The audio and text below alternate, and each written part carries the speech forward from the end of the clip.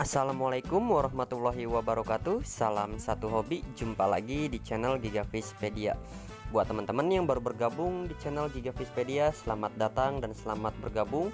Jangan lupa klik tombol subscribe agar tidak ketinggalan seputar budidaya ikan. Di kesempatan kali ini saya akan membahas seputar budidaya ikan lele, ikan gurame, ikan nila, dan ikan patin. Dimana di sini saya ada yang menanyakan kepada saya, Bang, untuk budidaya ikan antara ikan lele, ikan gurame, ikan nila ataupun ikan patin lebih untung mana? Ada yang menanyakan seperti itu. Dan kemudian saya menjawab, saya tidak bisa menyimpulkan antara budidaya ikan lele lebih untung dari ikan gurame. Begitupun sebaliknya. Kemudian ada juga ikan nila lebih untung dibandingkan dengan ikan patin. Begitu juga sebaliknya. Di sini setiap budidaya ikan tentunya memiliki kelebihan dan kelemahannya masing-masing.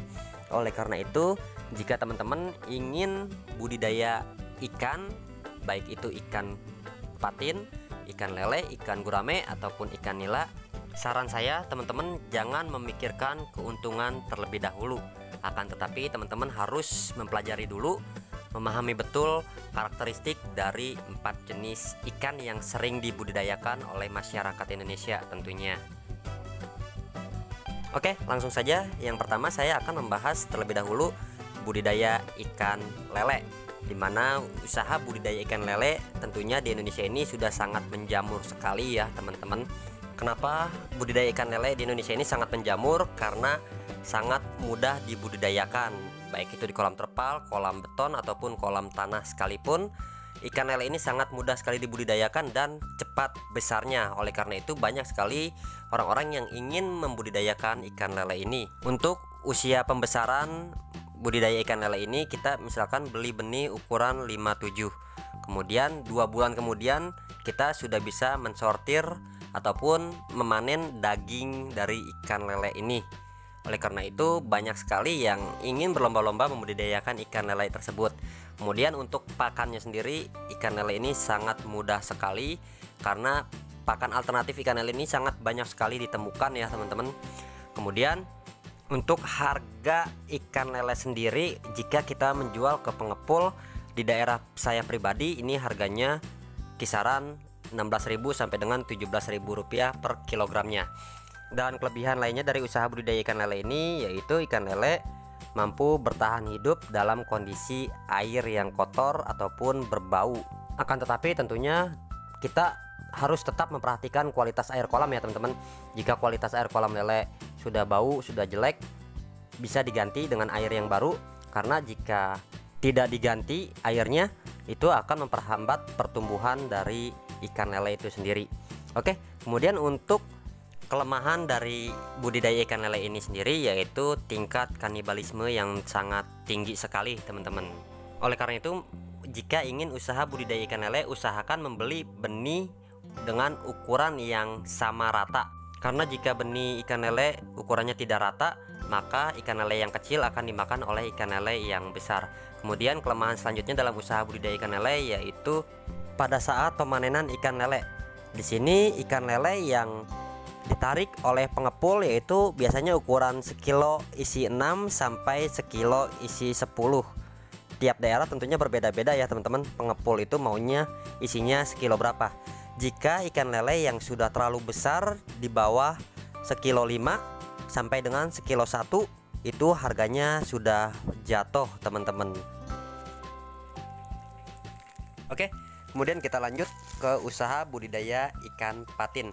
Sebenarnya dalam usaha budidaya ikan patin dan budidaya ikan lele itu tidak jauh berbeda ya teman-teman.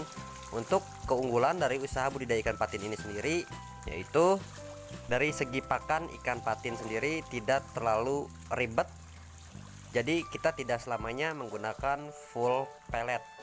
Artinya budidaya ikan patin ini bisa menggunakan pakan-pakan alternatif, yaitu dengan menggunakan sisa-sisa makanan ataupun roti-roti bekas. Itu bisa menjadi pakan alternatif dari budidaya ikan patin. Keunggulan yang kedua dalam usaha budidaya ikan patin yaitu ikan patin tidak kanibalisme. tidak seperti ikan lele, di mana ikan lele adalah ikan yang kanibal. Ikan patin ini sendiri adalah ikan yang damai, tidak memakan sesama ikan patin. Kelebihan selanjutnya dalam usaha budidaya ikan patin sama seperti ikan lele, yaitu tidak mudah terserang penyakit, teman-teman. Artinya ikan patin ini tahan terhadap penyakit. Dan untuk kualitas air kolamnya juga, jika air kolamnya sudah kotor, sudah jelek, ikan patin masih bisa bertahan hidup. Akan tetapi kita jangan sampai menunggu airnya sampai kotor ya teman-teman. Itu juga akan memperhambat pertumbuhan dari benih ikan patin. Kemudian pada saat pemanenan ikan patin dipanen pada saat masa pemeliharaan 6 bulan ke atas, teman-teman. Jadi artinya ikan patin itu bisa dibilang agak lambat pertumbuhannya dibandingkan dengan budidaya ikan lele. Untuk berat badan ikan patin sendiri pada saat pemanenan yang idealnya itu minimal sekilo isi 2 ya teman-teman. Bahkan semakin besar ikan patin tersebut akan semakin bagus tentunya pada saat proses penimbangan. Kemudian harga dari daging ikan patin sendiri jika dijual ke pengepul di daerah saya pribadi harganya 11.000 sampai dengan 12.000 rupiah per kilogramnya. Tentunya setiap daerah ini berbeda-beda ya teman-teman harganya, dan menurut saya ikan patin ini harganya paling rendah dibandingkan dengan jenis ikan lainnya. Oke teman-teman, kemudian kita lanjut dalam usaha budidaya ikan nila. Usaha budidaya ikan nila ini juga sama seperti budidaya ikan lele, di mana usaha budidaya ikan nila ini sudah sangat menjamur sekali di mana-mana ya teman-teman. Dan usaha budidaya ikan nila ini bisa dibilang menurut saya itu susah-susah gampang ya teman-teman. Karena ikan nila ini sebenarnya lebih cocok dibudidayakan dalam air yang mengalir. Dan untuk budidaya ikan nila di kolam terpal, kolam beton, ada baiknya teman-teman bisa menggunakan aerator ataupun sistem bioflok agar pertumbuhan benih ikan nila ini cepat besarnya. Kemudian untuk usia pembesaran budidaya ikan nila ini antara memakan waktu 4 bulan sampai dengan 6 bulan masa pemeliharaan. Itu pun jika kita menggunakan yang namanya full pellet dengan protein tinggi.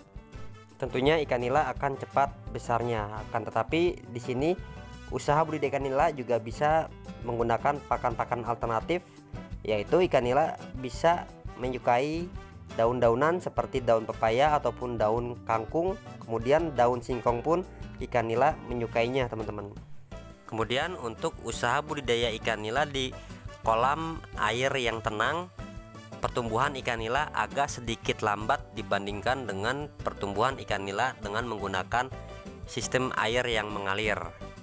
Dan untuk penyakit dari ikan nila ini sendiri, ikan nila mudah terserang penyakit bakteri ataupun jamur, sehingga nantinya akan menyebabkan kematian pada ikan nila. Untuk pemanenan ikan nila sendiri, biasanya ikan nila itu diangkat sekilo isi 6 sampai sekilo isi 1 ya teman-teman.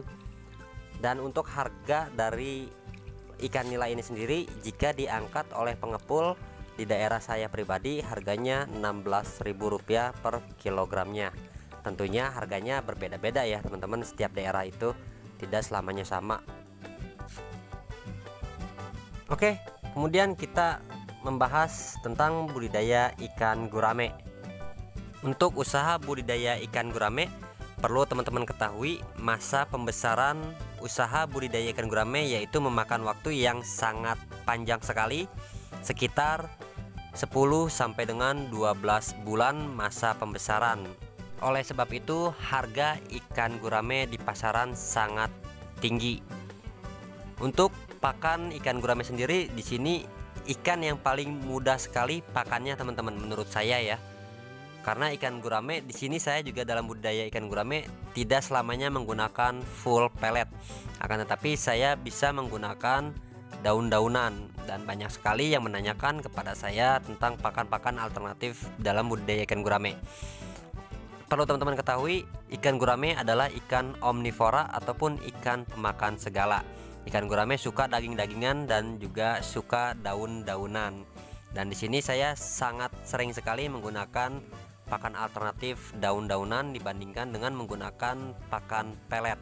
Oleh karena itu, budidaya ikan gurame ini sebenarnya sangat menguntungkan sekali, karena dari segi pakannya saja kita bisa menekan biaya produksi, yaitu kita bisa menggunakan pakan-pakan yang ada di alam sekitar.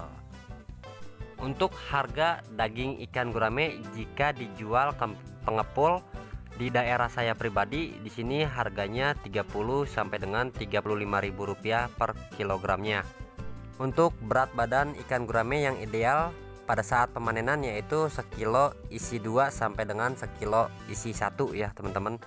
Kemudian jika teman-teman ingin mau memulai usaha budidaya ikan gurame, sangat saya sarankan jangan menebar benih ikan gurame pada saat musim penghujan, karena biasanya pada saat musim penghujan tiba, para pembudidaya ikan gurame mulai mengeluhkan ikan guramenya yang kurang nafsu makan, kemudian diserang penyakit bakteri ataupun jamur pada ikan gurame. Pada saat musim penghujan tiba, pH air kolam tentunya akan berubah-ubah teman-teman, kadang basah kadang asam, jadi menyebabkan ikan gurame mabok, stres, dan tidak mau makan, sehingga berujung pada kematian benih ikan gurame. Dan inilah dia penyakit pada ikan gurame. Ikan gurame sebenarnya jika usahanya mulus, tidak terserang penyakit bakteri ataupun jamur, seperti tadi saya sebutkan di awal, sangat menguntungkan sekali. Akan tetapi jika sudah terserang penyakit bakteri dan jamur, tentunya akan rugi total.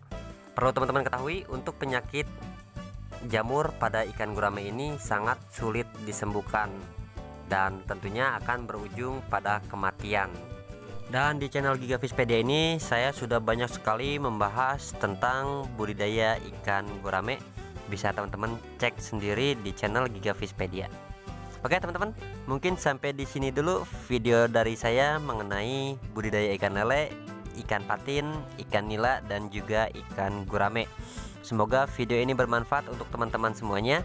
Sekian dari saya. Assalamualaikum warahmatullahi wabarakatuh. Salam satu hobi, salam sukses.